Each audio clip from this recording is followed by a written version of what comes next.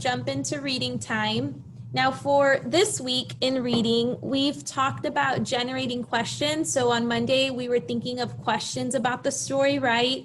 Another day we practiced author's purpose. So we were trying to figure out, why did the author write the story, correct? And the story Rooms to Grow. And we figured out that he wrote it to inform us, right? So he was informing us and he was also entertaining us. This one kind of had a two-part author's purpose to it. Yesterday we talked about text structure, right? How the author organized the writing, and we learned that the author was sequencing his writing, right? Because in the story, the author was using a lot of words like next, then, after, right? We found clues. If you were in the small group, we were circling all our clues. So next, then, after, finally, those are all clues to tell us that the author was structuring their writing to be a sequence order, right? So today we're gonna practice responding to the text. So that means we've read the story all week and you're gonna read it again when we leave our lesson. I want you to respond to the text. That means, what are some things that we learned about it? And you're gonna write it in a sentence, okay? Now, let me model how I'm going to want you to write it, okay? I'm gonna model how I want you to write it by reading a different story, and I'm gonna show you how I want your response to look, okay? This story is called Faith Ringgold, Telling Stories Through Art. A young African-American girl looked out her apartment window.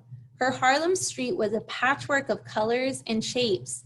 It reminded her of the brightly colored quilts her mother and grandmother made. Faith listened to the stories they told while quilting. She learned about the hard life of her great-great-great-grandmother as the needle went in and out of the quilt. Because her mother worked in fashion, there were always stacks of fabrics on tables and chairs. Faith was often sick as a child, so she spent a lot of time indoors with her mother. Faith's mother taught her how to sew and to see art in the world around her. She treasured those days. Faith learned that art was a way to tell a story. She created paintings that told about events taking place in the world. Other paintings told stories from her own life and those of her family and friends. Faith often thought about the shapes and bold colors of her mother's many quilts. Could quilts tell a story too? Soon Faith began piecing together shapes of bright fabric to make pictures. Sometimes she would paint the fabric before cutting it into the shape she needed. She filled her story quilts with joyful images from her childhood. One quilt told about her family picnics on their apartment roof in the summer. Later, she wrote a book called Tar Beach. She used the pictures from her quilt to tell the story. Today, Faith Ringgold is still using art to tell stories. Some stories tell of difficult times, but she never fails to bring joyful hope to all who see her work. Her paintings and story quilts connect people to each other, to their communities, and to the world. All right, so that was the story I'm going to use for our example. So I want you to pay attention, because how Miss Waldy is going to write a response to the story I just read, you're going to do the same thing for the story Room to Grow. Now, we should be really good at Room to Grow because we've been reading it all week, right? We've been practicing this story all week, so we should be really good.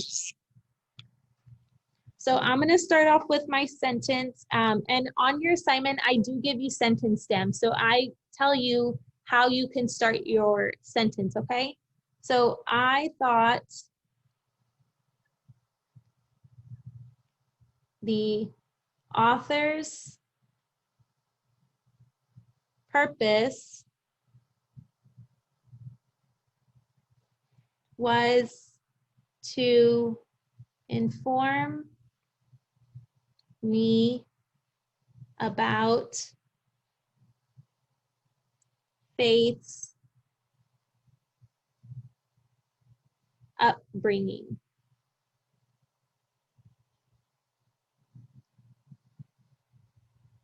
The author uses description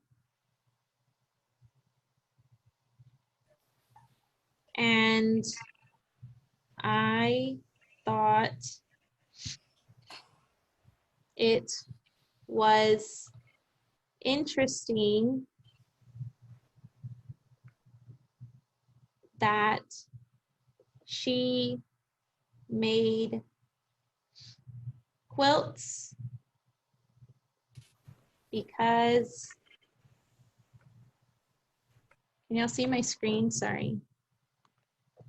Yeah, because I used to do that with my abuelita. Now, my answer was really elaborate, right?